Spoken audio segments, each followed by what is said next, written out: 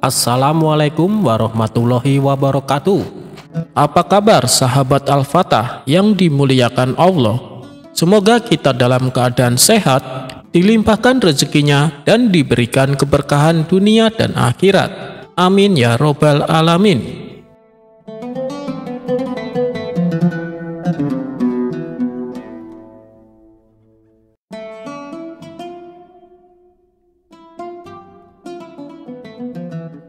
Di sebuah kota, masjid tempat Abu Nawas biasa beribadah memiliki sebuah kotak amal yang selalu penuh berkat kedermawanan para jamaah.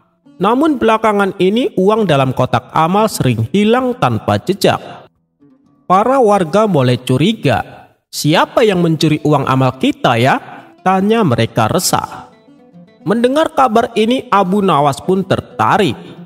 Jangan khawatir, serahkan urusan ini padaku, katanya dengan senyum penuh rencana. Malam itu, Abu Nawas diam-diam mengganti isi kotak amal dengan uang mainan yang dibuat dari kertas biasa.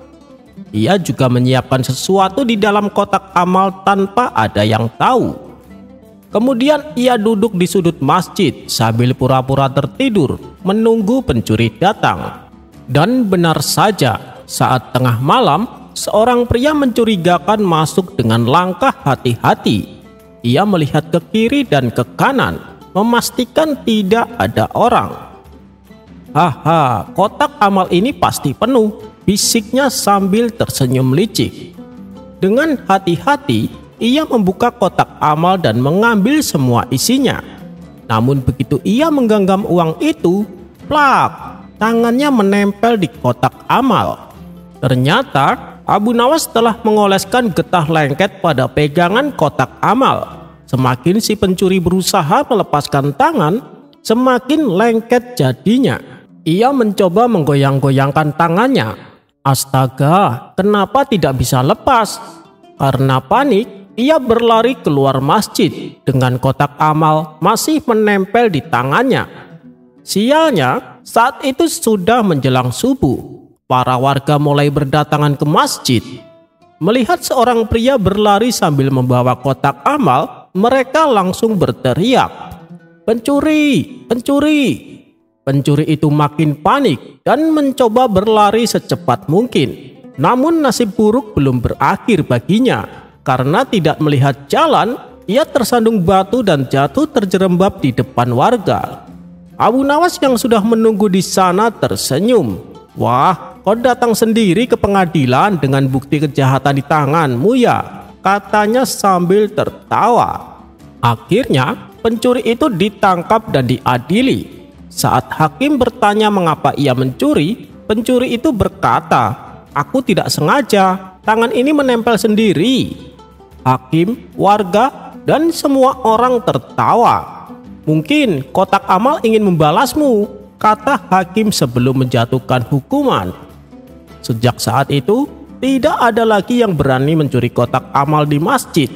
Takut kalau-kalau tangan mereka menempel lagi seperti pencuri yang malang itu.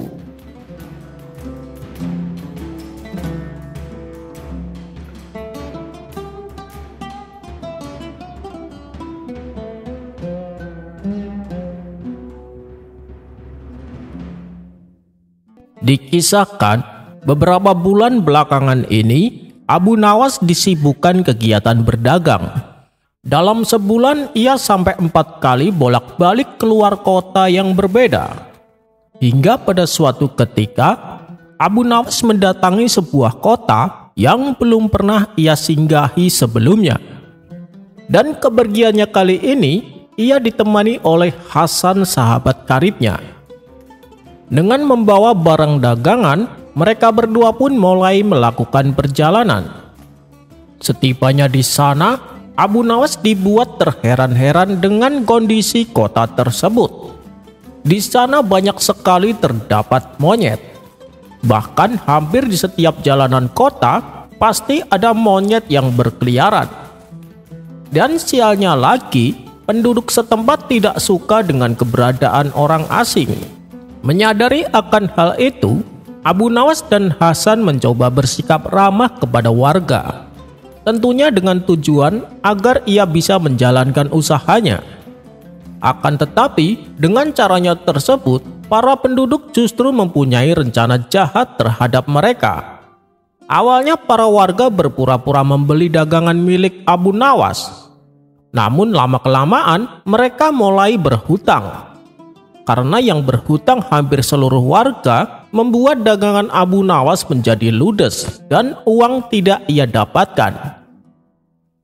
Ketika Abu Nawas mencoba menagihnya, mereka malah mengancam akan membunuhnya. Hasan yang merasa kasihan lalu bertanya kepada Abu Nawas, "Bagaimana ini Abu Nawas? Apa yang harus kita lakukan? Kau sendiri tahu semua penduduk di sini telah berbuat jahat kepada kita." Abu Nawas pun termenung untuk beberapa saat. Tak lama kemudian muncullah ide cemerlang di otaknya. Jangan khawatir, kita pasti bisa pulang dengan membawa uang. Saat ini yang aku perlukan, aku hanya butuh sedikit modal. Apa kau masih punya uang? Tanya Abu Nawas. Iya, aku ada 5.000 dinar, jawab Hasan. Bagus, nanti kau ikuti saja rencanaku, balas Abu Nawas. Maka pada keesokan harinya, Abu Nawas dan Hasan mulai menjalankan rencananya. Di hadapan para warga, Abu Nawas berkata bahwa ia akan membayar 1 dinar untuk 1 ekor monyet. Mendengar hal itu, para penduduk sempat tak percaya, mengingat di kota tersebut banyak sekali monyet yang berkeliaran.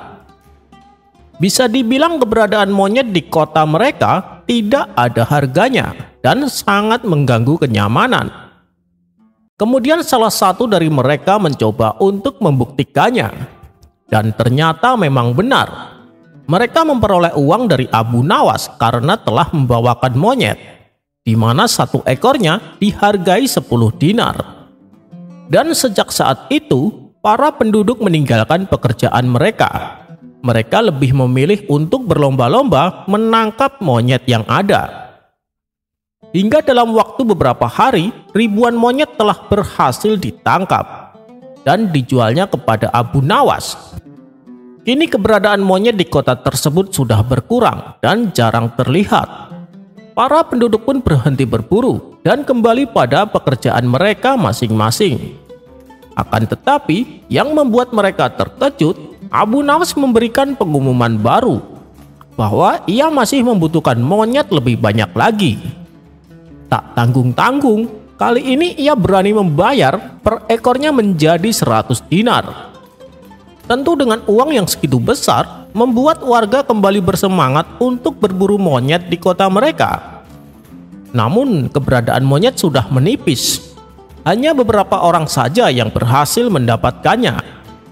Setelah kota itu benar-benar bersih dari monyet, Abu Nawas menjalankan rencana selanjutnya. Ia kembali berkata kepada orang-orang bahwa ia akan membayar 500 dinar untuk 1 ekor monyet. Tapi karena ia harus pergi keluar kota, urusan ini akan diserahkan kepada Hasan. Hasanlah yang akan mewakili dirinya untuk membeli monyet-monyet tersebut. Singkat cerita, setelah Abu Nawas meninggalkan kota, para penduduk kebingungan harus kemana lagi berburu monyet. Disinilah Hasan memainkan perannya. Ia pun memberitahu kepada warga, "Ngapain kalian bingung? Ribuan monyet sudah aku kumpulkan di sebuah kandang yang besar. Kalau kalian mau, aku akan menjualnya 300 dinar per ekor. Nanti kalau Abu Nawas sudah kembali, kalian bisa menjualnya kepadanya dan kalian akan mendapatkan untung 200 dinar, kata Hasan memberitahu. Mendengar itu mereka pun tergiur dengan tawaran Hasan. Para penduduk lalu mengumpulkan semua uang mereka dan membeli semua monyet yang ada di dalam kandang. Masing-masing membeli monyet sesuai dengan uang yang mereka punya. Ada yang mengambil 20 ekor, ada pula yang mengambil ratusan ekor. Bahkan ada yang sampai mengambil dengan jumlah ribuan. Setelah Hasan mendapatkan uangnya, kemudian secara diam-diam ia menyusul Abu Nawas yang telah terlebih dulu meninggalkan kota tersebut. dan mereka berdua tak pernah kembali lagi. Kini yang tertinggal di kota itu hanya monyet di mana-mana.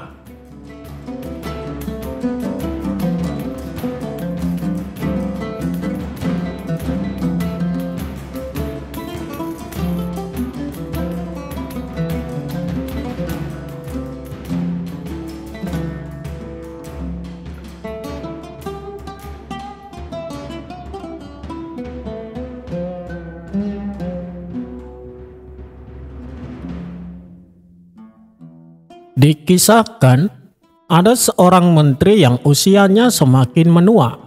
Meski demikian, ia ingin selalu tampil muda dan gagah di depan orang-orang. Tapi yang namanya usia tidak mungkin bisa dibohongi, apalagi dengan warna janggutnya yang sudah mulai memutih. Suatu ketika, sang menteri akan mengadakan pesta yang hanya dihadiri oleh orang-orang pilihan. Untuk menambah semaraknya suasana pesta, Tuan Menteri tak lupa mengundang serta Abu Nawas. Maka diperintahkanlah beberapa pengawal untuk memanggil Abu Nawas di rumahnya. Sesampainya di rumah Abu Nawas, salah satu pengawal berkata, "Tuan Abu, nanti malam Anda diundang pesta di rumah Tuan Menteri." Mendengar kabar tersebut tentu saja membuat Abu Nawas kegirangan. "Baiklah, nanti malam saya akan ke sana." "Oh iya, sampaikan salam hormat saya untuk Tuan Menteri," balas Abu Nawas. "Asik, nanti malam saya akan menyantap hidangan yang lezat," batin Abu Nawas. Singkat cerita, malam pun tiba. Abu Nawas bergegas menuju rumah Tuan Menteri. Setibanya di sana, Abu Nawas disambut hangat layaknya tamu kehormatan. Tuan Menteri lalu mempersilahkan Abu Nawas duduk bersama para tamu undangan yang lain. Tidak berapa lama kemudian, hidangan lezat mulai disajikan di atas meja makan. Melihat hal itu, Abu Nawas sudah tidak sabar untuk menyantapnya. Sembari mengambil hidangan di hadapannya, Abu Nawas pura-pura berbasa-basi. "Ngomong-ngomong, pesta dalam rangka apa ini? Jangan-jangan Tuan Menteri naik jabatan ya?"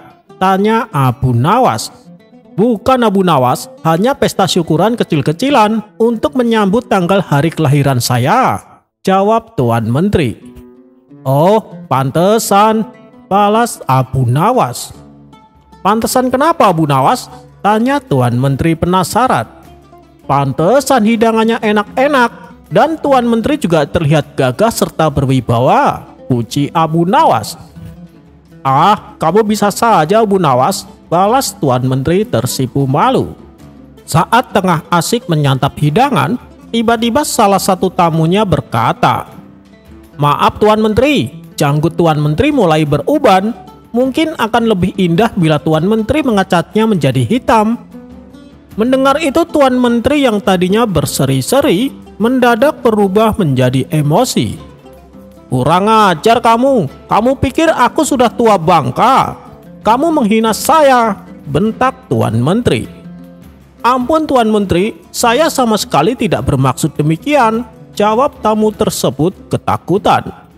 "Pengawal, tangkap orang ini dan masukkan ke dalam penjara selama 3 hari, perintah Tuan Menteri kepada para pengawalnya. Dengan sigap para pengawalnya langsung menyeret tamu tersebut untuk dimasukkan ke dalam penjara. Ternyata kemarahan Tuan Menteri tidak berhenti sampai di situ. Ia lantas bertanya kepada tamu undangan yang lain. "Apakah kamu lihat ada uban di janggutku?" tanya Tuan Menteri. Dikarenakan takut dihukum, tamu yang ditanya kali ini menjawab dengan berkata bohong. "Hampir tidak ada Tuan Menteri," jawabnya.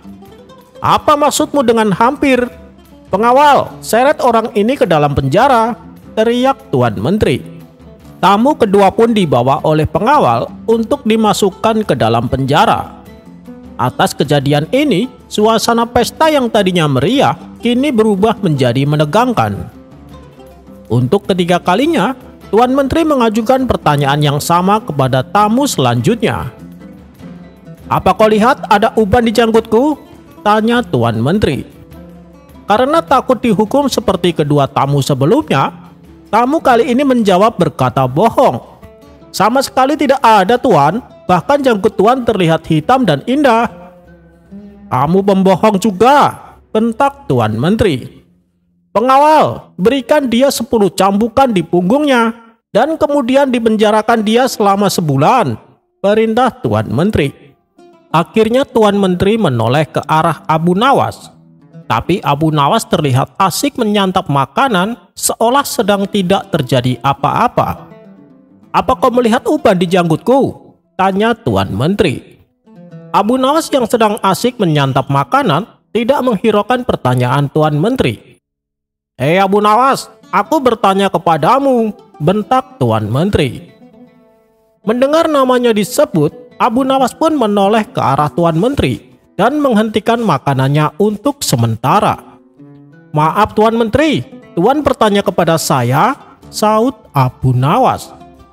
Iya, saya bertanya kepadamu. Apa kau melihat uban di janggutku? Tanya Tuan Menteri. Sebenarnya saya ingin menjawabnya Tuan Menteri, tapi saya buta warna. Jadi saya tidak tahu mana warna hitam dan mana warna putih, ucap Abu Nawas. Ia pun kembali meneruskan makannya. Jawaban Abu Nawas yang singkat tapi menggelikan membuat Tuan Menteri tertawa terpingkal-pingkal. Wajahnya yang tadi emosi seketika redam dan kembali tenang. Untuk mencairkan suasana, setelah Abu Nawas selesai makan, ia menceritakan beberapa kisah lucu yang membuat seisi ruangan penuh gelak tawa.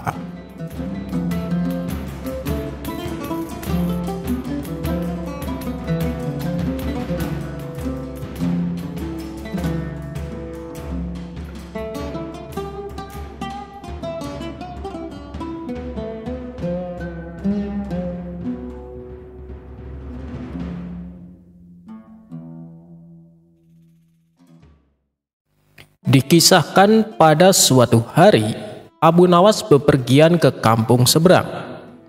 Ketika sampai di kampung tersebut, ia segera menuju ke pasar untuk menjual barang dagangannya. Di tengah perjalanan, ia bertemu dengan seorang kakek yang sangat tua.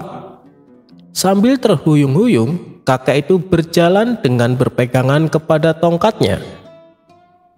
Kasihan sekali kakek itu. Sepertinya dia sedang sakit, pikir Abu Nawas. Ketika tepat di depan Abu Nawas, sang kakek tiba-tiba pingsan dan terjatuh ke tanah. Abu Nawas pun menolongnya. Setelah diberi minum oleh Abu Nawas, sang kakek akhirnya tersadar. Kek, rumah kakek di mana? Biar saya antar pulang, kata Abu Nawas. Terima kasih wahai orang baik, rumahku tak jauh dari sini, jawab sang kakek. Kemudian Abu Nawas mengantarkan kakek tersebut ke rumahnya. Melihat sang kakek dihantar oleh orang tak dikenal, keluarganya menjadi panik. Ada apa dengan ayah kami? Tanya mereka. Dia tadi pingsan di jalan, jawab Abu Nawas. Begitu ya? Terima kasih atas bantuannya Tuan, silahkan langsung dibawa masuk saja, balas mereka. Abu Nawas lalu membaringkan kakek tersebut di atas tempat tidurnya. Tak lama kemudian, sang kakek berpesan kepada ketiga anaknya. Wahai anakku, sebelum aku meninggal, aku ingin membagikan warisan untuk kalian semua. Kau anak pertama, untukmu daerah komplek perumahan di Baghdad. Kau anak kedua, untukmu daerah komplek perumahan di Damaskus. Dan kau anak ketiga, untukmu daerah komplek perumahan di kota Basra. Mendengar wasiat kakek tersebut, Abu Nawas hampir tak percaya. Ternyata di balik penampilan kakek yang sederhana, dia adalah orang yang sangat kaya raya, pikir Abu Nawas. Kakek itu lalu kembali berkata, sebenarnya masih ada tersisa satu warisan lagi. Tapi aku bingung untuk siapa.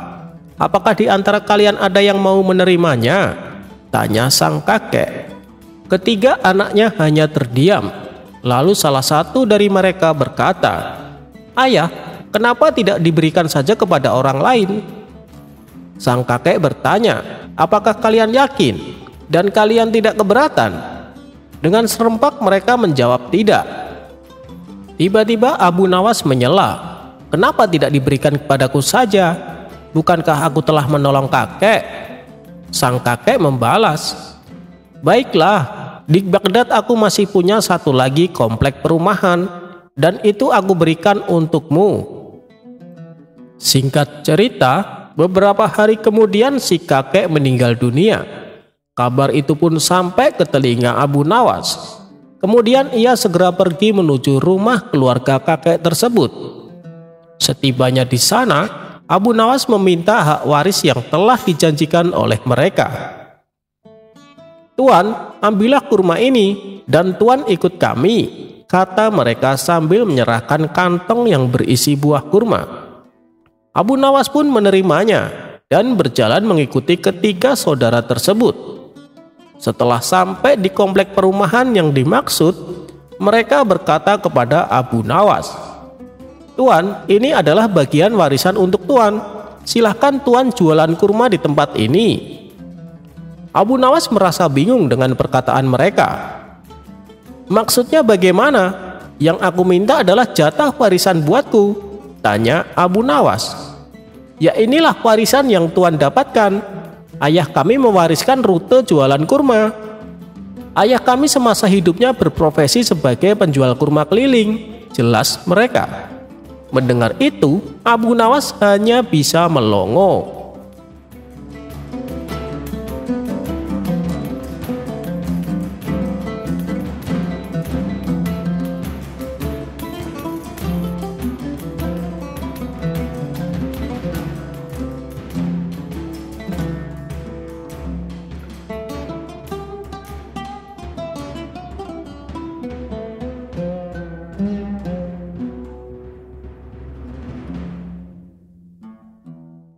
Dikisahkan, pada suatu hari Baginda Raja menyamar menjadi rakyat biasa. Beliau ingin menyaksikan kehidupan di luar istana tanpa sepengetahuan siapapun agar lebih leluasa bergerak. Baginda mulai keluar istana dengan pakaian yang amat sederhana agar tidak terlihat seperti seorang raja oleh rakyatnya. Ketika raja sampai di sebuah perkampungan, beliau melihat beberapa orang berkumpul. Setelah Baginda mendekat, ternyata seorang ulama sedang menyampaikan kuliah tentang alam barzah. Kemudian ada pertanyaan dari seseorang yang datang dan bergabung di tempat itu. Ia bertanya kepada ulama tersebut, "Kami menyaksikan orang kafir pada suatu waktu dan mengintip kuburnya. Tetapi kami tidak mendengar mereka berteriak dan tidak pula melihat penyiksaan-penyiksaan yang katanya sedang dialaminya.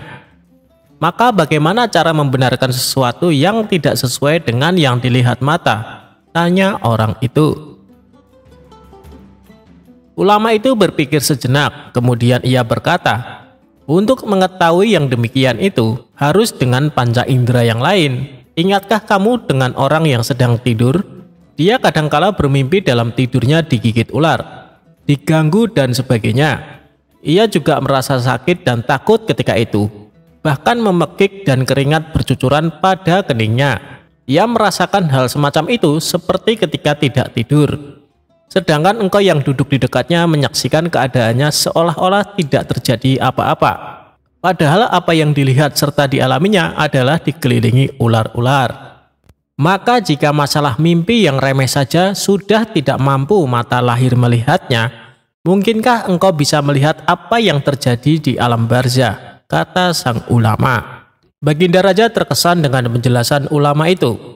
Lalu ulama itu melanjutkan kuliahnya tentang alam akhirat. Dikatakan bahwa di surga tersedia hal-hal yang amat disukai nafsu, termasuk benda-benda. Salah satu benda-benda itu adalah mahkota yang amat luar biasa indahnya. Tak ada yang lebih indah dari barang-barang di surga, karena barang-barang itu tercipta dari cahaya.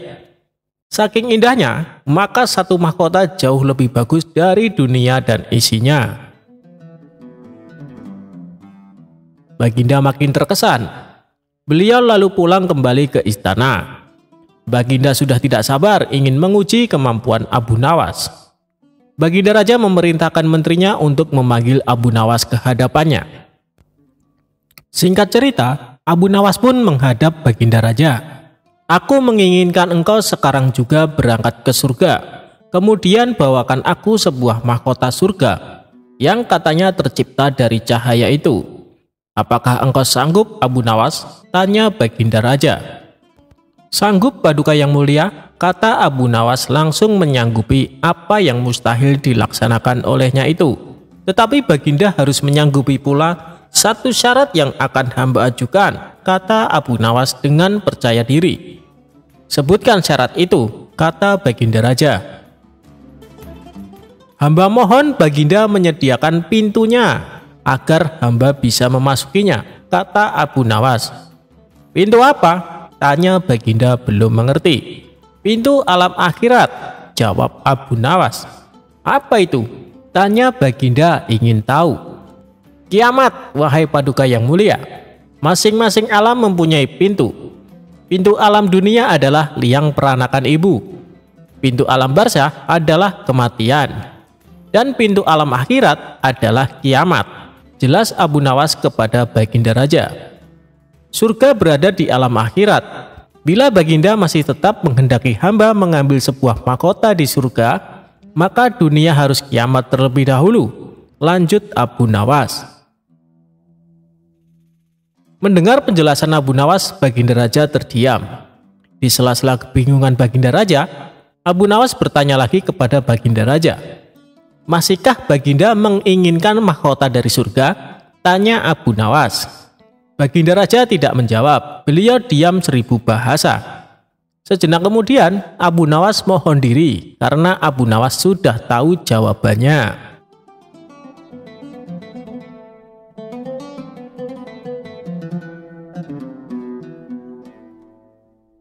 Abu Nawas lolos dari siasat busuk pemilik warung makan. Dikisahkan, Abu Nawas sering bepergian keluar kota untuk tujuan berdagang. Di kota tersebut, Abu Nawas sering mampir di warung makan langganannya. Suatu ketika, Abu Nawas baru saja tiba di kota itu dan seperti biasanya mampir di warung makan langganannya itu.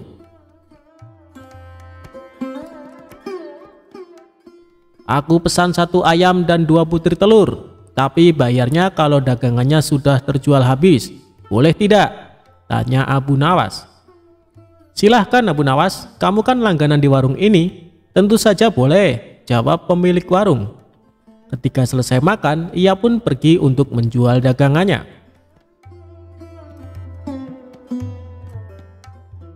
Setelah 3 bulan berlalu, dagangan Abu Nawas pun habis.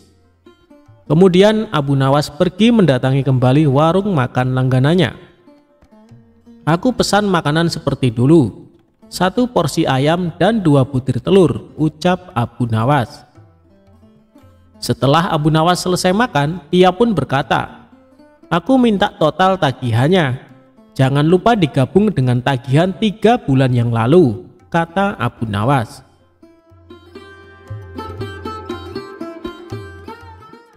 Si pemilik warung menghitung tagihannya dan memberikan secari kertas. "Ini total tagihannya, cukup 200 dirham saja," kata si pemilik warung. "Apa? 200 dirham? Hanya untuk 2 porsi ayam dan 4 butir telur, kamu mau memerasku?" tanya Abu Nawas emosi. "Harga ini sudah cukup murah. Coba kau pikir, ayam yang kau makan sejak 3 bulan lalu, jika setiap harinya dia bertelur, maka akan menghasilkan ayam-ayam yang banyak. Dan jika dijual akan menghasilkan ribuan dirham. Tapi aku hanya menyuruhmu membayar 200 dirham saja," kata si pemilik warung. "Ini tidak adil, hanya akal-akalanmu saja," kata Abu Nawas. Mereka berdebat tanpa hasil dan memutuskan untuk menghadap Tuan Hakim.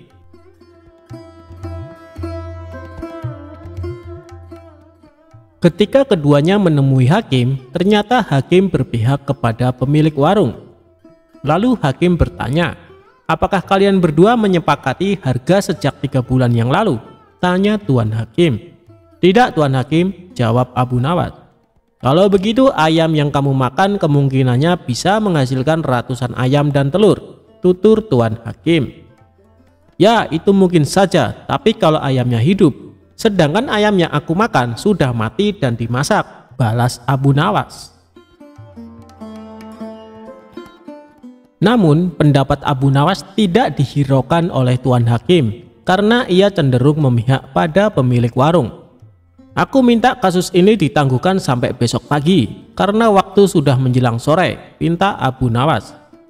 Permintaan Abu Nawas pun dikabulkan Tuan Hakim. Seharian Abu Nawas memikirkan cara agar bisa memenangkan kasusnya. Pada esok harinya, berangkatlah Abu Nawas menuju tuan rumah Hakim.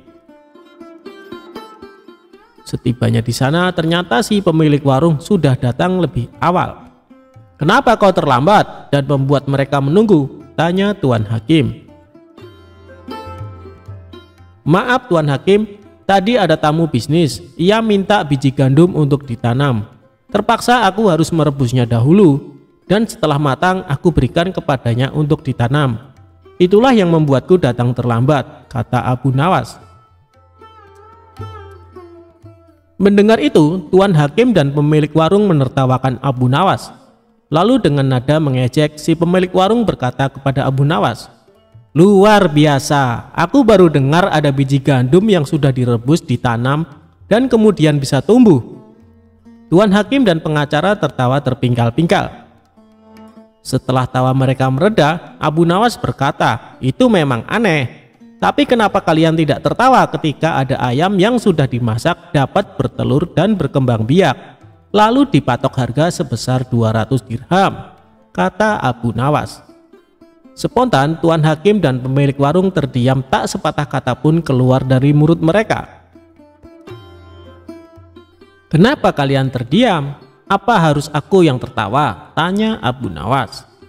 Wajah mereka berdua langsung pucat dan setelah terdiam agak lama, Abu Nawas pun keluar. Dan akhirnya Abu Nawas dapat lolos dari siasat licik si pemilik warung.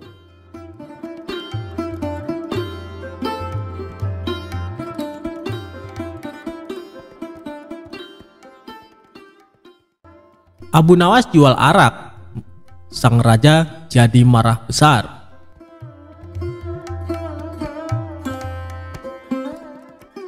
Selalu ada cara yang dilakukan oleh Abu Nawas untuk tidak dimarahi oleh Baginda Raja.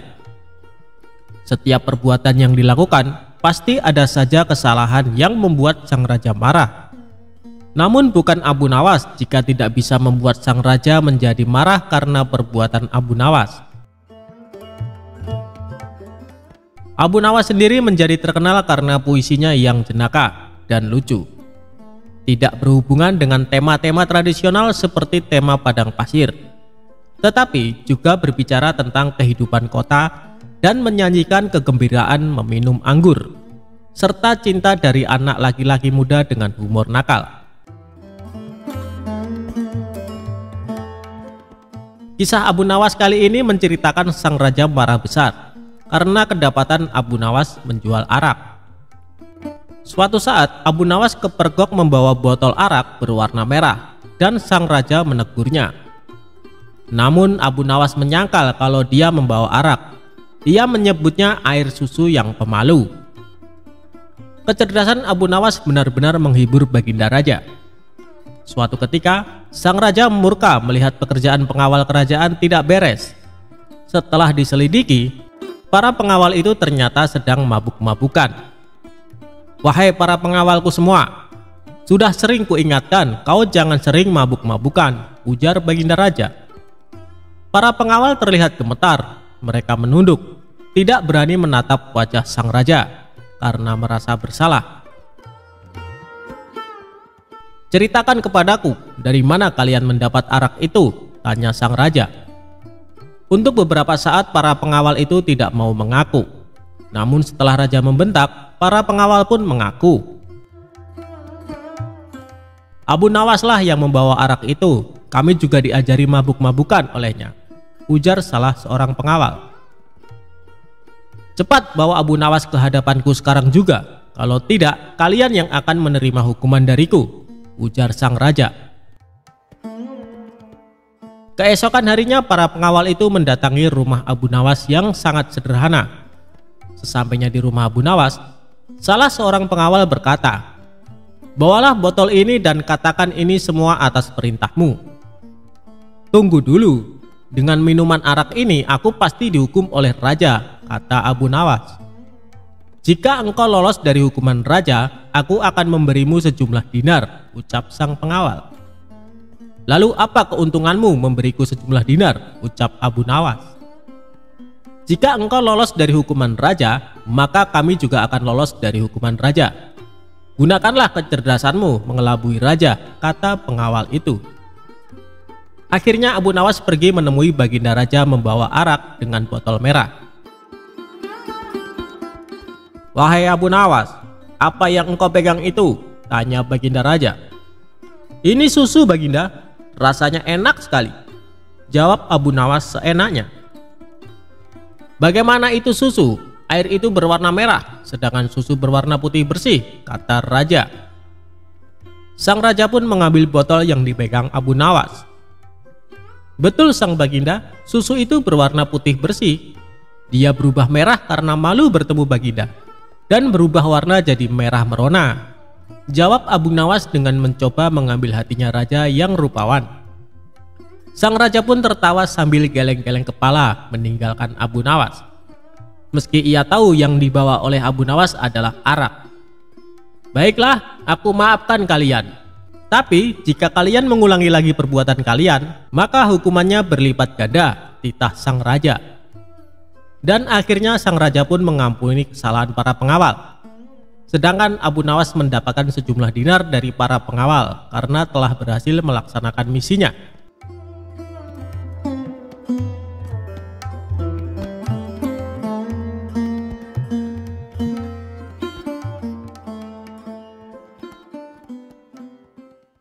Abu Nawas bikin panci jadi beranak. Gimana caranya ya? Simak cerita lucunya lengkap berikut ini. Diawali saat Abu Nawas meminjam panci kecil ke tetangganya. Tapi pancinya tidak dikembalikan. Sampai-sampai tetangganya itu menagihnya. "Abu Nawas, mana panci saya?" "Wah, saya lupa. Sebentar," jawab Abu Nawas. Panci yang kecil itu ternyata melahirkan panci yang besar. "Ini panci kamu menjadi 2. Panci kamu beranak di rumah saya," ucap Abu Nawas. "Terima kasih, Masya Allah." Pinjam meminjam itu pun berakhir. Meski tidak masuk akal, tetangganya menerima begitu saja. Dia tidak mempermasalahkan karena merasa diuntungkan. Dia tidak bertanya kenapa panci itu bisa beranak.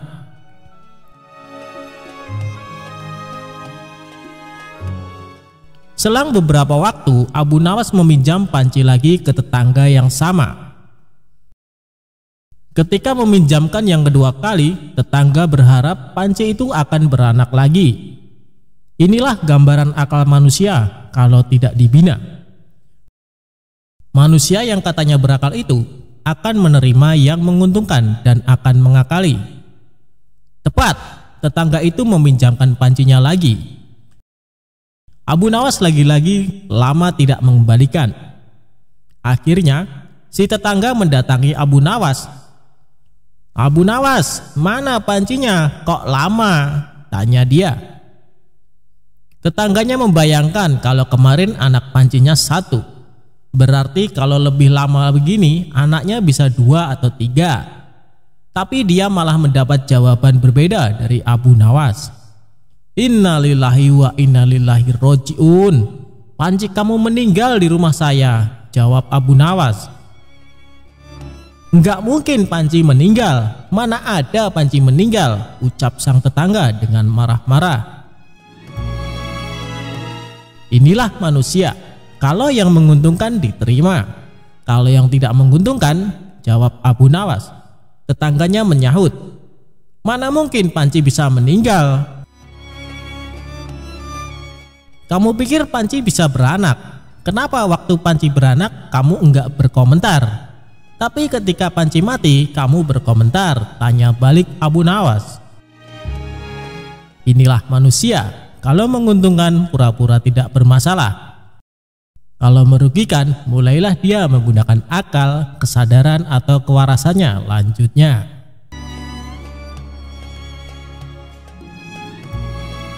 Abu Nawas dan botol ajaib. Suatu hari, Baginda Raja memanggil Abu Nawas ke istananya untuk diberi tugas. Setelah tiba di istana, Raja menyambut Abu Nawas dengan senyuman. Akhir-akhir ini aku sering merasakan perutku sakit. Kata tabib istana, aku terkena serangan angin, kata Raja. Abu Nawas sedikit keheranan, lalu bertanya, ampun Baginda, kiranya apa yang bisa hamba lakukan untuk yang mulia? Tangkap dan penjarakan angin itu untukku, perintahnya. Abu Nawas diam sejenak. Aku beri kau waktu 3 hari untuk menyelesaikan perintah ini, tambah sang raja. Abu Nawas kemudian pulang dengan membawa pekerjaan dari Baginda Raja. Ia masih terdiam, mulutnya terkunci rapat, tak mengeluarkan sepatah kata pun. Dalam kebingungan yang tidak habis-habis, ia belum bisa memikirkan bagaimana cara menangkap dan membuktikan bahwa itu memang benar-benar angin. Menurutnya, hanya anginlah satu-satunya benda aneh yang tidak berwarna dan tidak bisa dilihat, seperti halnya air yang masih bisa diindera. Sudah 2 hari ini tetapi Abu Nawas masih belum bisa mendapatkan cara untuk menangkap angin, bahkan memenjarakannya. Abu Nawas hampir putus asa dan tidak bisa tidur, karena waktu yang telah ditentukan tinggal sehari lagi. Ia mondar-mandir memikirkan cara. Tiba-tiba ia tersadar dan berkata kepada dirinya sendiri, bukankah jin itu tidak terlihat? Ia berjingkrak dan menyiapkan alat-alat yang dibutuhkan dan berjalan menuju istana. Kemudian menyerahkan sebuah botol kepada raja. Mana angin itu Abu Nawas? Tanya Baginda Raja. Ada di dalam yang mulia, jawab Abu Nawas. Benarkah? Aku tidak melihat apa-apa, kata sang raja. Ampun Baginda, angin tidak bisa dilihat. Tetapi jika tuanku ingin tahu angin, tutup botol tersebut harus dibuka terlebih dahulu, jawab Abu Nawas. Setelah tutup botol itu dibuka, raja mencium bau busuk. Dengan marah ia berkata kepada Abu Nawas, bau apa ini Abu Nawas? Ampun Baginda, tadi hamba buang angin, lalu hamba masukkan ke dalam botol tersebut. Karena takut angin yang hamba masukkan itu keluar, maka hamba memenjarakannya dengan menyumbat botol dan menutupnya, kata Abu Nawas dengan sangat ketakutan. Tapi raja tidak jadi marah, karena apa yang dikatakan Abu Nawas memang masuk akal. Dan begitulah ia selamat dan sang raja pun memberikannya hadiah.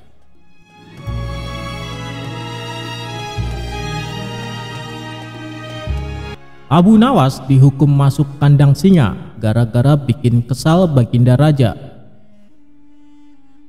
Suatu hari Abu Nawas nekat menjahili Baginda Raja. Kali ini usilnya tergolong kelewat batas, karena Baginda Raja hampir saja kehilangan nyawa. Akibatnya Baginda Raja menjadi sangat murka dengan ulah Abu Nawas itu. Sebenarnya perbuatan Abu Nawas semata-mata hanya ingin membalas atas perlakuan Baginda Raja kepadanya. Karena bukan sekali 2 kali saja Abu Nawas juga beberapa kali hampir celaka karena perbuatan usil Baginda Raja. Saat ini Baginda Raja diselimuti amarah yang sangat memuncak. Cari Abu Nawas, tangkap dan bawalah ke sini, perintahnya. Beberapa pengawal kerajaan langsung berangkat menuju rumah Abu Nawas. Sesampainya di sana, mereka menangkap Abu Nawas dengan kasar. Apa-apaan ini? Apa salahku? Tanya Abu Nawas ketakutan. Kami diperintahkan Baginda Raja untuk menangkapmu. Kalau kamu menolak, kami tetap akan membawamu dengan cara paksa, jawab para pengawal. Abu Nawas pun hanya bisa pasrah. Ia kemudian digiring ke istana dihadapkan ke Baginda Raja. Ampun Paduka yang mulia, kenapa hamba diperlakukan kasar begini? Tanya Abu Nawas. Kamu jangan pura-pura tidak tahu, kamu telah membuat aku murka. Perbuatan usilmu kemarin hampir saja membuatku mati. Kamu keterlaluan dan sangat kurang ajar, jawab Baginda Raja penuh emosi. Maafkan hamba Paduka yang mulia, hamba khilaf, ucap Abu Nawas. Saat ini sudah tidak ada maaf bagimu, kamu harus dihukum mati, bentak Baginda Raja. Lalu dengan cara apa hamba dihukum mati Paduka? Dipancung atau digantung? Tanya Abu Nawas. Bukan dengan cara seperti itu. Karena hukuman seperti itu hanya jadi bahan lelucon bagimu, balas Baginda Raja bertambah emosi.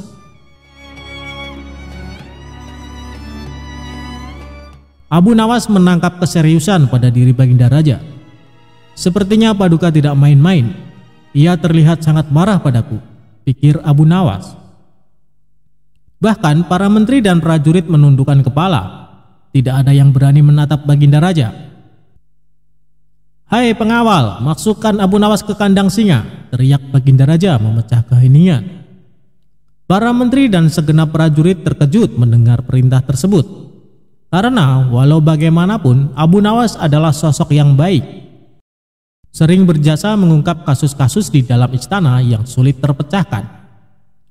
Mereka tidak sampai hati melihat Abu Nawas tewas mengenaskan diterkam singa buas. Tapi karena ini adalah titah Baginda Raja, tidak ada seorang pun yang berani menentangnya. Lalu seorang penasehat istana berkata, Ampun Paduka yang mulia, apakah tidak berlebihan hukuman yang diberikan?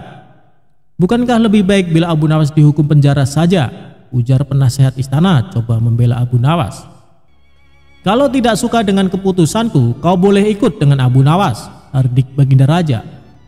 Sang penasehat istana hanya terdiam, ia tidak berani membantahnya. Sementara Abu Nawas tertunduk lesu mendengar keputusan tersebut, tubuhnya langsung lemas dan gemeteran. Namun, ketika hendak dimasukkan ke kandang singa, Abu Nawas berkata, Ampun Paduka yang mulia, hamba ikhlas menerima hukuman ini dan hamba sudah pasrah. Tapi berilah waktu hamba 3 bulan. Hamba ingin agar di akhir kematian disibukkan oleh amal ibadah. Sejenak Baginda Raja terdiam. Tidak beberapa lama kemudian Baginda Raja berkata, Baik, aku kabulkan permintaanmu. Tapi selama itu pula kamu harus hidup dalam penjara dan kamu dilarang menemui keluargamu. Abu Nawas pun menyetujui syarat tersebut. Kalau diperkenankan, bolehkah saya minta satu permintaan lagi? Tutur Abu Nawas. Apa permintaanmu? Tanya Baginda Raja. Supaya kehidupan hamba di dalam penjara tidak membosankan, izinkan hamba memberi makan singa yang ada di kandang, jawab Abu Nawas. Tidak masalah, nanti ruang penjaramu bersebelahan dengan kandang singa, ujar Baginda Raja. Maka dimasukkanlah Abu Nawas ke penjara. Pada bulan pertama Abu Nawas melalui waktu dengan beribadah, sedangkan tiap pagi dan sore diisi dengan memberi makan singa.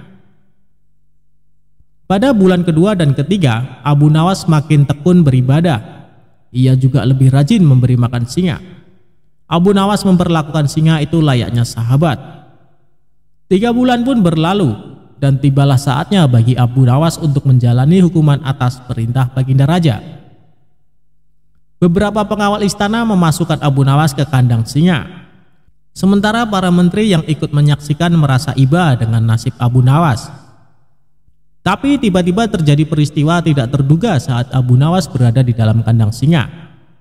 Singa tersebut tidak menerkam, tapi justru menjilati kaki dan tangan Abu Nawas. Abu Nawas pun membalasnya dengan mengelus-elus tubuh dan kepala singa. Singa yang terkenal buas ini mendadak tunduk dan nurut kepada Abu Nawas. Sontak saja pemandangan itu membuat mereka yang hadir menjadi terkejut dan heran.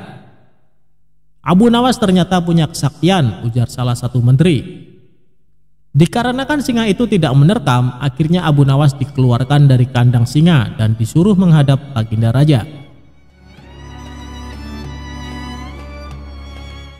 "Hei Abu Nawas, kenapa singa itu tidak mau menerkammu? Kamu punya kesaktian apa?" tanya Baginda Raja merasa heran. "Sama sekali hamba tidak punya kesaktian, Paduka," jawab Abu Nawas. "Tapi kenapa singa itu tidak memakanmu?" tanya Baginda Raja lagi. "Begini Paduka yang mulia, selama 3 bulan ini hamba rutin memberi singa itu makan dan minum, dan hamba juga memperlakukan dia dengan baik. Oleh sebab itulah hamba tidak dimangsanya, sebab dia pikir hamba adalah orang yang berjasa bagi dia. Padahal hanya 3 bulan hamba memperlakukan dia dengan baik. Dia memang seekor singa yang buas, tapi dia tahu balas budi. Buktinya dia tidak memangsa hamba. Sedangkan Paduka sendiri bertahun-tahun hamba mengabdi kepada Paduka dan berjasa bagi istana ini. Tapi hanya karena satu kesalahan, Paduka begitu tega menjatuhkan hukuman mati kepada hamba," tutur Abu Nawas menjelaskan. Mendengar hal itu, Baginda Raja pun menyadari akan kesalahannya. "Maafkan aku Abu Nawas, aku telah berbuat khilaf. Baiklah, sekarang kamu boleh pulang, dan ini ada hadiah uang untukmu dan keluargamu. Terimalah sebagai rasa terima kasihku karena telah menyadarkanku," ujar Baginda Raja. Berkat kecerdikannya, Abu Nawas kembali lolos dari hukuman mati. Abu Nawas akan disembelih dan dijadikan bubur oleh rakyat Badui. Alkisah, pada suatu hari Abu Nawas yang cerdik sedang menghabiskan waktunya dengan berjalan-jalan di kota Baghdad. Kemudian ia memutuskan untuk pulang ketika langit mulai senja dan azan maghrib sebentar lagi berkumandang. Agar cepat sampai ke rumah, untuk pertama kalinya ia lewat kampung Badui di sebuah gurun. Di kampung itu ia bertemu dengan orang-orang yang sedang memasak bubur. Aromanya sangatlah sedap. Orang-orang juga sangat ramai. Saat hendak lewat, tiba-tiba saja ada segerombolan pria menghadanginya. Pria-pria itu menutup kepala Abu Nawas dan membawanya ke salah satu rumah warga. Meski berulang kali minta tolong, tak ada satupun orang yang menolongnya. Setelah sampai di sebuah rumah, salah satu pria berwajah gali itu membuka penutup kepala Abu Nawas. "Kenapa kalian menangkapku? Apa salahku? Aku hanya ingin pulang ke rumah dengan cepat. Maka dari itu aku melewati kampung ini," ujar pria bersurban itu. "Tentu saja kau tak punya salah apa-apa. Hanya saja setiap orang yang lewat sini akan kami tangkap. Kami akan menyembelihmu dan menjadikanmu sebagai kaldu untuk bubur-bubur yang kami buat," ucap salah satu pria. "Jadi bubur-bubur yang kalian sajikan itu adalah bubur-bubur berbahan daging manusia?" tanya Abu Nawas. "Hahaha, tentu saja, rasanya tak kalah nikmat dengan daging sapi atau daging unta. Kau mau mencobanya?" ucap salah seorang pria. "Tapi kenapa harus daging manusia? Bukankah berdosa membunuh sesama manusia?" tanyanya polos. "Ini semua salah pemerintah yang tak mengurus kami. Daging sapi dan daging unta sangatlah mahal. Rakyat di kampung kami ini miskin," jawab pria berwajah gali tersebut. Lalu para pria di kampung Badui mengarak Abu Nawas ke tempat penyembelihan. Dengan cepat Abu Nawas memikirkan cara agar terbebas dari penyembelihan. Karena kecerdikannya, ia pun berhasil menemukan solusi. "Tunggu dulu, sebelum kalian menyembelihku, lihatlah betapa kurusnya tubuhku ini. Percuma saja kalian hanya akan memakan tulang. Kalau kalian mau, besok aku akan membawakan kalian temanku yang gemuk, yang bisa kalian makan selama 5 hari, ucapnya meyakinkan. "Kau pikir kami akan percaya dengan kata-katamu? Kau hanya menipu kami kan?" bentak salah satu pria. "Namaku Abu Nawas. Aku tinggal di desa ujung kota Baghdad. Jika aku berbohong, silahkan mendatangiku. kalian tak akan menyesal bila melepaskanku kali ini, karena aku akan menepati janjiku, ucap Abu Nawas. Para pria di kampung Baduy itu lalu berunding sejenak. Mereka lalu memutuskan untuk percaya dengan perkataan tawanan mereka. Baiklah, kami percaya dengan perkataanmu. Besok bawakan kami temanmu yang gemuk itu, maka kau akan kami bebaskan, ucap pimpinan kampung itu. Baiklah, besok sebelum maghrib aku akan membawa temanku kemari, jawabnya. Mereka lalu saling berjabat tangan sebagai tanda janji. Akhirnya Abu Nawas pun berhasil membebaskan diri. Dalam perjalanan pulang, ia lalu memikirkan strategi selanjutnya agar benar-benar terbebas dari warga kampung Baduy. Setelah berpikir sejenak, akhirnya ia berhasil menemukan solusi. Aha! Aku mendapatkan ide. Bukankah tadi para pria di kampung Baduy mengatakan kalau Baginda Raja tak peduli pada mereka? Mending aku bawa Baginda saja ke sini. Ditambah lagi Baginda Raja sangat gemuk karena ia jarang bergerak, ujarnya dalam hati. Lagian hal yang aneh bila Baginda tidak mengetahui bila ada orang yang berbuat keji dan tega membunuh, serta mengonsumsi sesama manusia karena alasan ekonomi. Baginda harus tahu fakta mencengkangan ini, imbuhnya.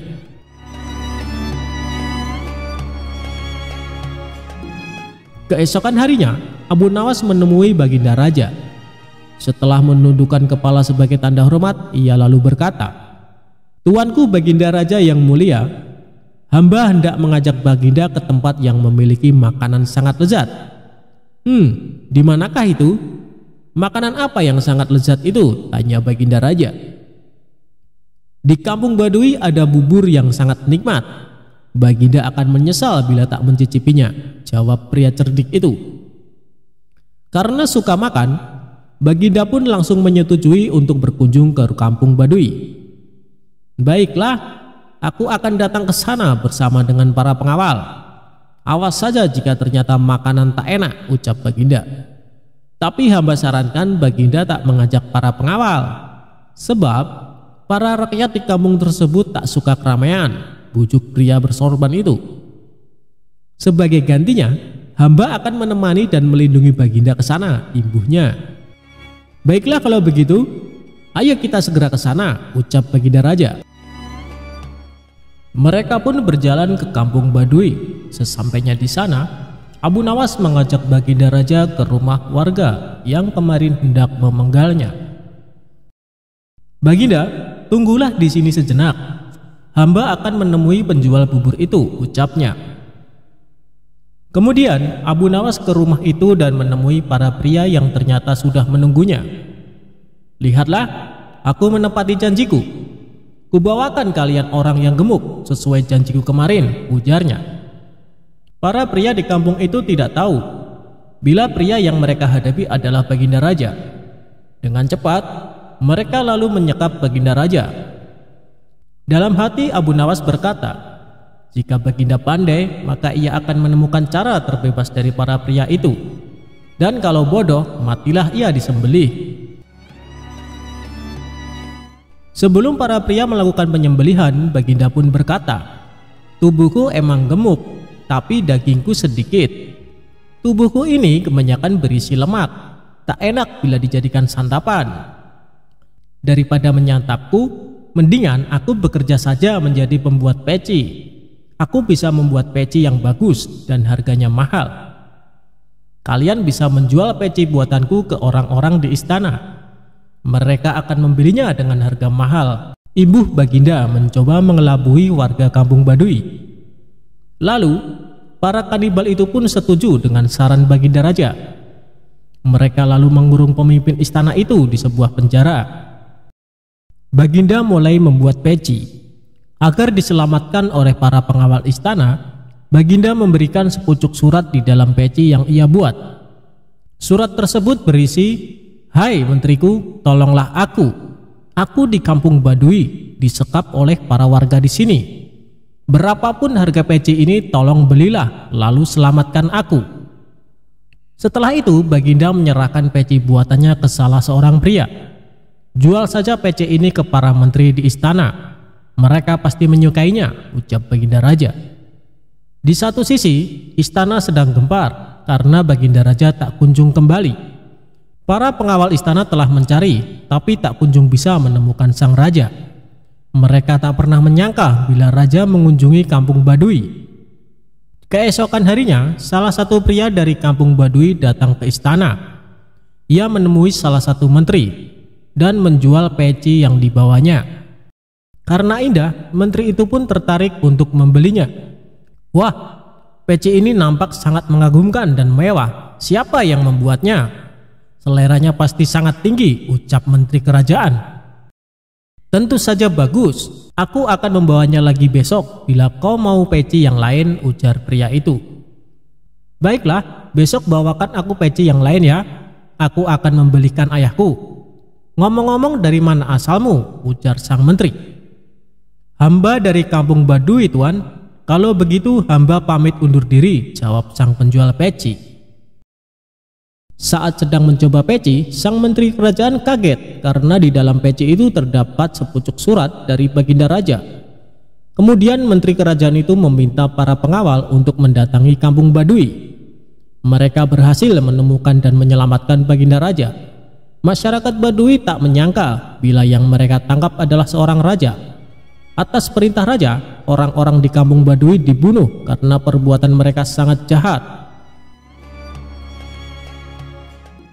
Keesokan harinya, Baginda Raja memerintahkan para pengawal untuk menangkap Abu Nawas. Ia hendak menghukum mati pria yang telah menjebaknya itu. Abu Nawas pun ditangkap ketika sedang sholat. Setelah salam, ia langsung dibawa para pengawal untuk menemui sang raja. Begitu melihat wajah pria yang telah menjebaknya, wajah sang raja sangat marah. Hai kau lelaki becik, bisa-bisanya kau mempermainkanku. Apa maksudmu menjadikanku sebagai tumbal untuk rakyat di kampung Baduy? Perbuatanmu sangatlah tidak pantas. Kau pantas untuk dihukum mati, teriak raja.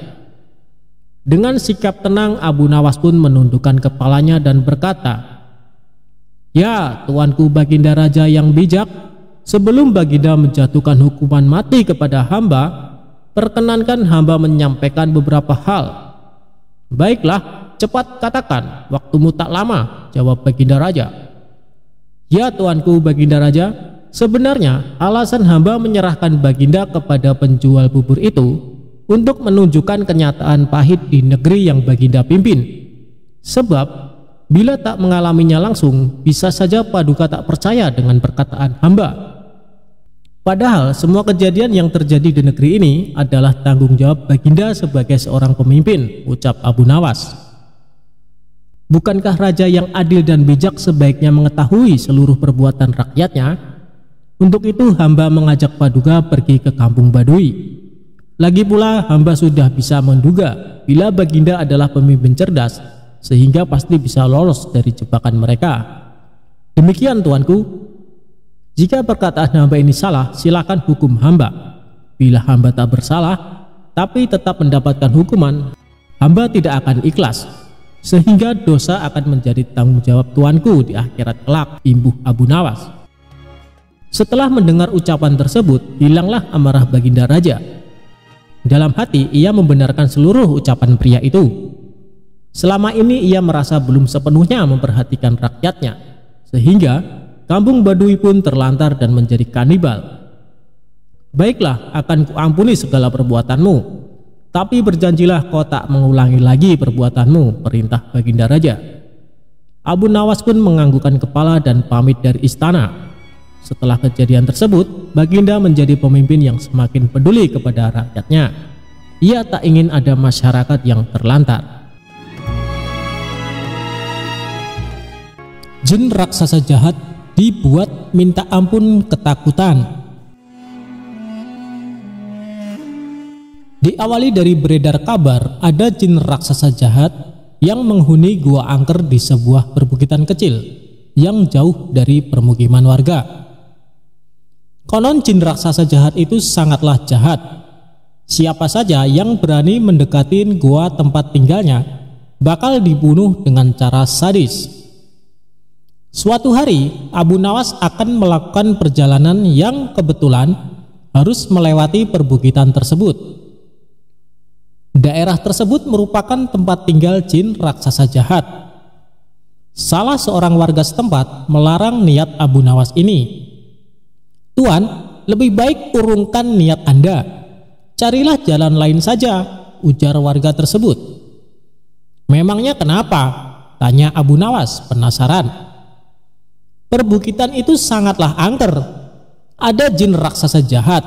Dia tidak segan-segan membunuh siapa saja yang berani ke sana," jawab warga tersebut. Setelah mendengar penuturan warga itu, Abu Nawas sejenak termenung. Tapi ini adalah jalan satu-satunya, tidak ada jalan lain, pikirnya. Setelah berpikir matang-matang dengan segenap keberaniannya, akhirnya Abu Nawas nekat melewati perbukitan kecil tersebut. Benar saja, baru beberapa langkah menginjakan kaki di sana, tiba-tiba muncul sosok makhluk raksasa yang tidak lain adalah jin jahat tersebut. "Hei manusia, lancang sekali kau kemari. Kamu mau cari mati?" bentak jin raksasa jahat. "Tidak, aku hanya numpang lewat, karena ini adalah jalan satu-satunya," jawab Abu Nawas. "Kamu tahu ini adalah daerah kekuasaanku. Siapapun dilarang lewat sini," kata jin raksasa jahat memberitahu. "Bukannya ini adalah bumi Allah? Kamu tidak ada hak melarangku," balas Abu Nawas. "Oh, jadi kamu menantangku? Akan aku hancurkan tubuhmu," ancam jin raksasa jahat. "Baik, silakan mencobanya, tetapi aku bisa mengalahkanmu. Aku sangat perkasa, lebih dari yang kau bayangkan," sahut Abu Nawas tidak mau kalah. "Omong kosong, kau pasti seorang sufi, makanya berani menantangku. Orang-orang sufi itu hanya terpikat pada masalah rohani. Kau tidak akan bisa mengalahkanku, sebab aku memiliki kekuatan. Wujudku 30 kali lipat lebih besar darimu," ucap jin raksasa jahat. "Wujudmu memang lebih besar dariku, tapi itu tidak menjamin kau lebih perkasa. Kalau kau menginginkan uji kekuatan, ambil batu ini dan peraslah air darinya," balas Abu Nawas. Abu Nawas lalu memungut sebutir batu kecil dan diberikan kepada jin raksasa jahat. Seketika batu kecil hancur lebur dalam genggamannya. Akan tetapi tidak setetes pun air yang keluar.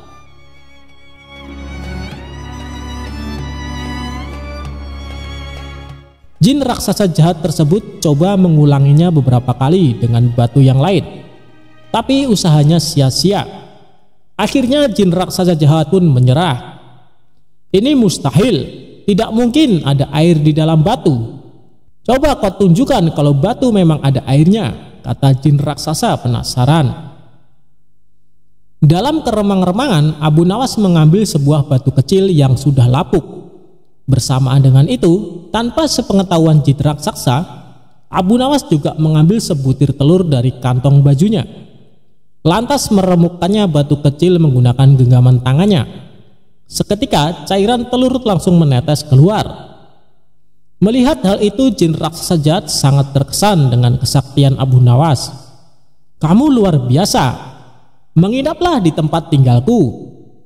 Malam ini akan kujamu kau dengan macam-macam hidangan," ajak jin raksasa. Abu Nawas pun mengikutinya masuk ke sebuah gua yang sangat besar. Sesampainya di sana, ia melihat banyak sekali harta dan perhiasan. "Dari mana semua harta ini?" tanya Abu Nawas. Jin raksasa jahat memberitahu semua harta dan perhiasan tersebut adalah milik para kabilah yang tersesat dan sudah dibunuhnya. Setelah dijamu makan malam, jin raksasa mempersilahkan Abu Nawas untuk istirahat. "Berbaringlah di sebelahku dan tidurlah," kata jin raksasa jahat. Jin raksasa kemudian membaringkan diri dan segera tidur. Sementara Abu Nawas yang secara naluri mengetahui adanya bahaya pengkhianatan, segera bangkit dan menyembunyikan diri di tempat yang agak jauh dari jin raksasa tersebut. Abu Nawas mengatur tempat pembaringannya agar seolah-olah tidur di samping jin raksasa. Tidak lama setelah itu, Jin raksasa bangun. Dia mengambil sebuah batang pohon, lalu menghajar Abu Nawas dengan sekuat tenaga yang dikiranya masih tidur di sebelahnya. Jin raksasa jahat memukul bertubi-tubi sebanyak 7 kali, kemudian kembali berbaring dan tidur. Setelah jin raksasa benar-benar tidur, barulah Abu Nawas membaringkan tubuhnya tepat di sebelah jin raksasa. Saat hari sudah menjelang pagi, keduanya terbangun. Betapa kagetnya jin raksasa melihat Abu Nawas masih hidup. Bahkan tidak ada luka sedikit pun. Gua ini nyaman sekali untuk istirahat, tapi sayang, tadi malam aku agak terganggu. Sebab aku sempat merasa ada nyamuk menggigitku sampai 7 kali, ucap Abu Nawas. Tentu saja hal itu sangat mengejutkan jin raksasa, hingga tidak berani lagi menyerang Abu Nawas. Bagaimanapun, kalau seorang telah dipukul sebanyak 7 kali dengan batang pohon oleh jin raksasa pasti akan mati. Apalagi memukulnya menggunakan tenaga sekuat-kuatnya. Akhirnya, jin raksasa jahat tersebut mempersilahkan Abu Nawas untuk melanjutkan perjalanannya. Berkat kecerdikannya, Abu Nawas pun selamat dari pembunuhan.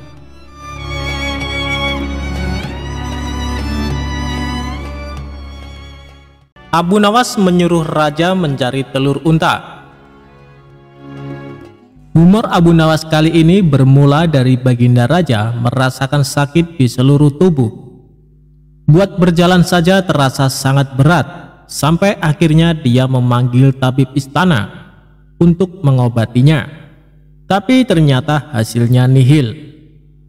Lantaran tabib istana sampai ahli kesehatan sepenjuru negeri tidak bisa mengobati, akhirnya baginda raja membuat sayembara untuk para tabib agar bisa menyembuhkan penyakitnya. Barang siapa yang bisa mengobati penyakitnya akan diberi hadiah uang emas yang banyak. Sayembara tersebut pun menyebar. Banyak para tabib yang akhirnya ambil bagian mengadu nasib untuk mengobati baginda raja. Abu Nawas yang mendengar sayembara itu pun tertarik untuk mencobanya. Padahal ia sama sekali tidak mempunyai kemampuan mengobati penyakit. Hari yang ditunggu pun tiba. Abu Nawas menghadap raja untuk mencoba mengobatinya. "Hei Abu Nawas, rupanya engkau ikut pula dalam sayembara yang kuadakan ini," kata raja. "Benar baginda raja," jawab Abu Nawas. "Apa kau bisa mengobati penyakitku ini?" tanya baginda raja. "Hamba akan mencobanya baginda. Hamba akan mencoba menerapkan cara-cara yang belum pernah dilakukan tabib lainnya," ucap Abu Nawas meyakinkan. Ia kemudian meminta baginda raja untuk menerangkan penyakit apa yang diderita agar bisa memberikan tindak lanjut. Baginda raja pun menerangkan jika tubuhnya terasa nyeri, tangan dan kakinya terasa pegal-pegal. Setelah memeriksa, Abu Nawas tidak langsung mengobati. Ia meminta waktu 2 hari kepada baginda raja untuk meramu resep obat terbaik.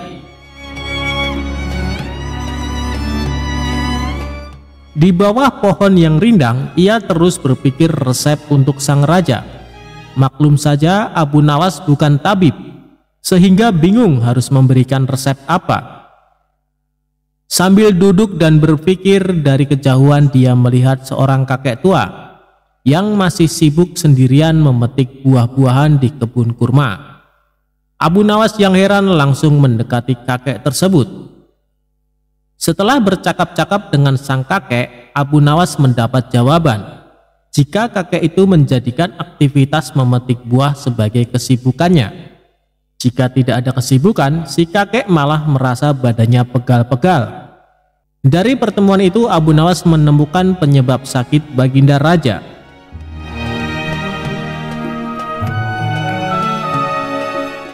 Esok harinya Abu Nawas menghadap baginda raja.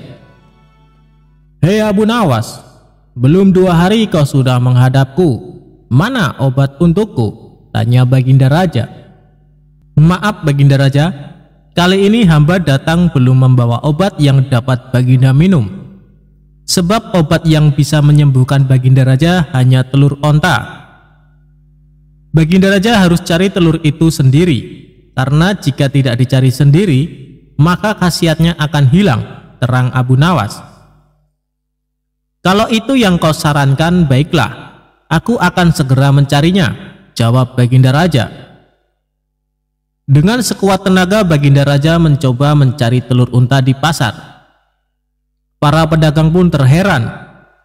Bukankah unta itu beranak, bukan bertelur? Tapi mereka tidak berani mengatakan hal itu, sebab yang mencari Baginda Raja. Setelah berkeliling kota dan tidak menemukan satupun penjual telur unta, Baginda Raja bertemu seorang nenek yang menjelaskan jika unta tidak bertelur tapi beranak.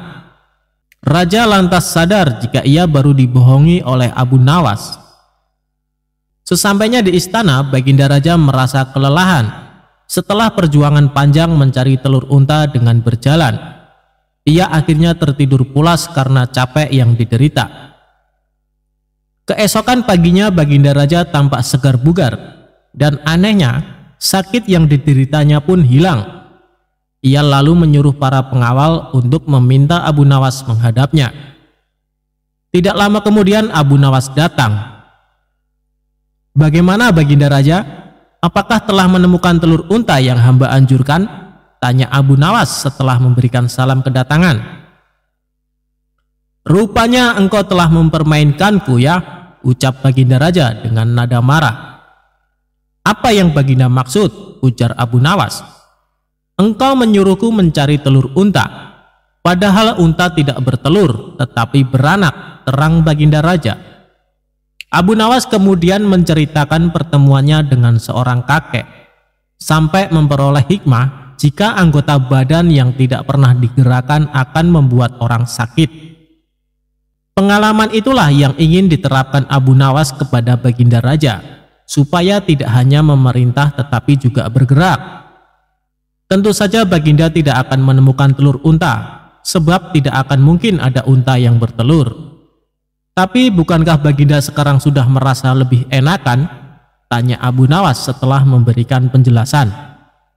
"Benar, apa yang kau katakan itu benar Abu Nawas," jawab Baginda Raja yang tidak lagi marah mendengar jawaban Abu Nawas.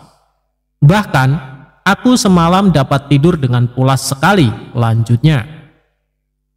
"Kalau begitu betul jika ada pepatah yang mengatakan tidak ada kelezatan kecuali setelah kepayahan," sahut Abu Nawas. Mendengar hal itu, Baginda Raja pun tertawa dan geleng-geleng kepala atas kecerdikan Abu Nawas.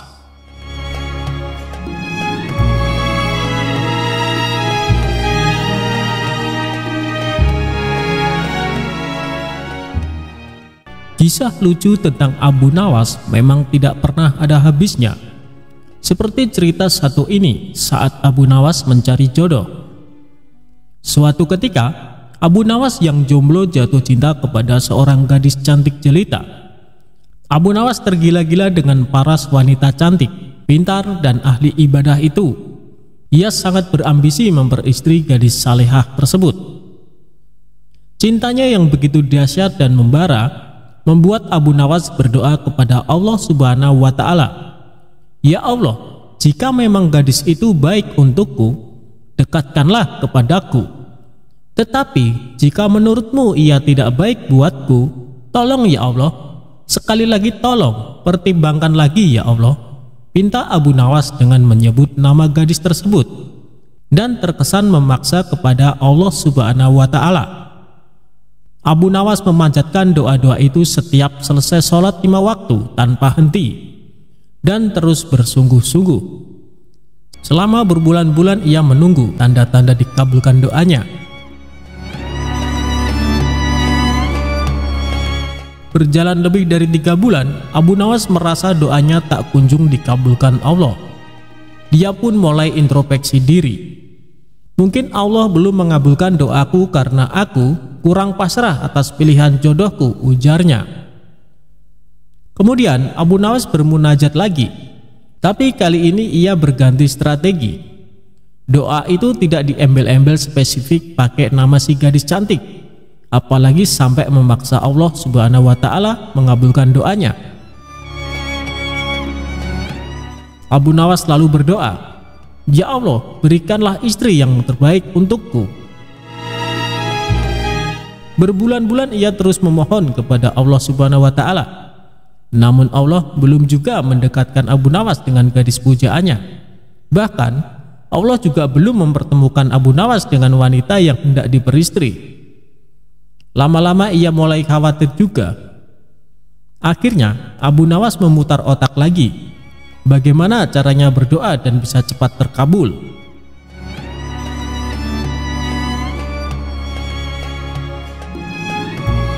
Abu Nawas memang manusia cerdas, ia tidak kehabisan akal.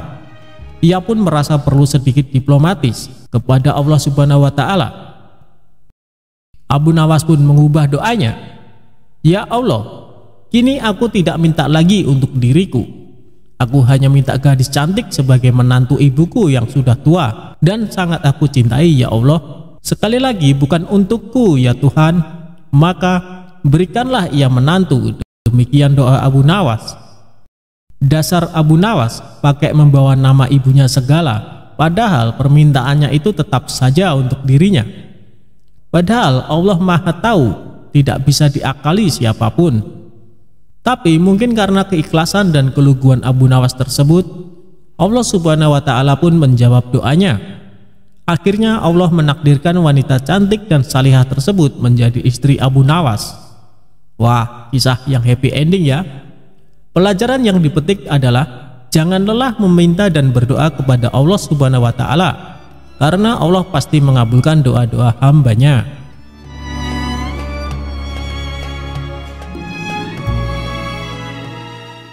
Cara Abu Nawas merubah rumah sempit terasa luas. Sudah lama Abu Nawas tidak dipanggil ke istana untuk menghadap baginda. Abu Nawas juga sudah lama tidak muncul di kedai teh. Kawan-kawan Abu Nawas banyak yang merasa kurang bergairah tanpa kehadiran Abu Nawas. Tentu saja keadaan kedai tak semarak karena Abu Nawas si pemicu tawa tidak ada. Suatu hari ada seorang laki-laki setengah baya ke kedai dan menanyakan Abu Nawas. Ia mengeluh bahwa ia tidak menemukan jalan keluar dari masalah pelik yang dihadapi.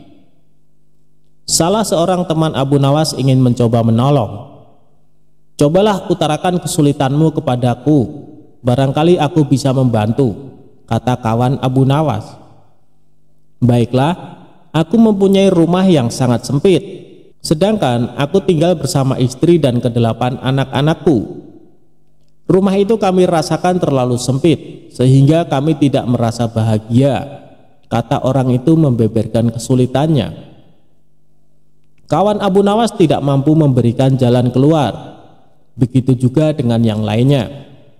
Sehingga mereka menyarankan agar orang itu pergi menemui Abu Nawas di rumahnya saja. Orang itu pun pergi ke rumah Abu Nawas, dan kebetulan Abu Nawas sedang mengaji. Setelah mengutarakan kesulitan yang dialami, Abu Nawas bertanya kepada orang tersebut, "Punyakah engkau seekor domba?" "Tidak, tetapi aku mampu membelinya," jawab orang itu. "Kalau begitu belilah seekor dan tempatkan domba itu di dalam rumahmu," Abu Nawas menyarankan. Orang itu tidak membantah. Ia langsung membeli seekor domba seperti yang disarankan Abu Nawas. Beberapa hari kemudian orang itu datang lagi menemui Abu Nawas. "Wahai Abu Nawas, aku telah melaksanakan saranmu, tetapi rumahku bertambah sesak. Aku dan keluargaku merasa segala sesuatu menjadi lebih buruk dibandingkan sebelum tinggal bersama domba," kata orang itu mengeluh. "Kalau begitu, belilah lagi beberapa ekor unggas dan tempatkan juga mereka di dalam rumahmu," saran Abu Nawas. Orang itu tidak membantah. Ia langsung membeli beberapa ekor unggas yang kemudian dimasukkan ke dalam rumahnya. Beberapa hari kemudian orang itu datang lagi ke rumah Abu Nawas. "Wahai Abu Nawas, aku telah melaksanakan saran-saranmu, dengan menambahi penghuni rumahku dengan beberapa ekor unggas. Namun begitu, aku dan keluargaku semakin tidak betah tinggal di rumah yang makin banyak penghuninya. Kami bertambah merasa tersiksa, kata orang itu dengan wajah yang semakin muram. Kalau begitu, belilah seekor anak unta dan peliharalah di dalam rumahmu, kata Abu Nawas menyarankan kembali. Orang itu tidak membantah. Ia langsung pergi ke pasar hewan membeli seekor anak unta untuk dipelihara di dalam rumahnya. Beberapa hari kemudian orang tersebut datang lagi menemui Abu Nawas. Dan ia berkata, "Wahai Abu Nawas, tahukah engkau bahwa keadaan di dalam rumahku sekarang hampir seperti neraka? Semuanya berubah menjadi lebih mengerikan daripada hari-hari sebelumnya. Wahai Abu Nawas, kami sudah tidak tahan tinggal serumah dengan binatang-binatang itu," kata orang itu putus asa. "Baiklah, kalau kalian sudah merasa tidak tahan, maka jualah anak unta itu," kata Abu Nawas. Orang itu tidak membantah. Ia langsung menjual anak unta yang baru dibelinya. Beberapa hari kemudian, Abu Nawas pergi ke rumah orang tersebut. "Bagaimana keadaan kalian sekarang?" Abu Nawas bertanya. "Keadaannya sekarang lebih baik karena anak unta itu sudah tidak lagi tinggal di sini," kata orang itu tersenyum. "Baiklah, kalau begitu sekarang jualah unggas-unggasmu," kata Abu Nawas.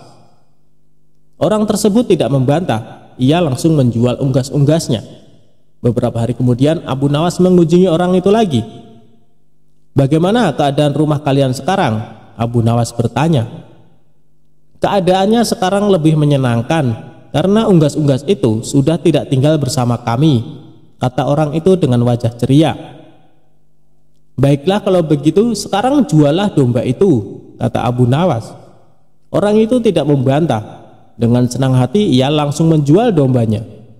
Beberapa hari kemudian Abu Nawas bertamu ke rumah orang itu. Ia bertanya, "Bagaimana keadaan rumah kalian sekarang?" "Kami merasakan rumah kami bertambah luas karena binatang-binatang itu sudah tidak ada lagi tinggal bersama kami. Dan kami sekarang merasa lebih bahagia daripada sebelumnya. Kami mengucapkan terima kasih yang tak terhingga kepadamu, hai Abu Nawas," kata orang itu dengan wajah berseri-seri. Sebenarnya, batas sempit dan luas itu tertancap dalam pikiranmu. Kalau engkau selalu bersyukur atas nikmat dari Tuhan, maka Tuhan akan mencabut kesempitan dalam hati dan pikiranmu, kata Abu Nawas menjelaskan. Sebelum Abu Nawas pulang, ia bertanya kepada orang itu, "Apakah engkau sering berdoa?" "Ya," jawab orang itu. "Ketahuilah bahwa doa seorang hamba tidak mesti diterima oleh Allah.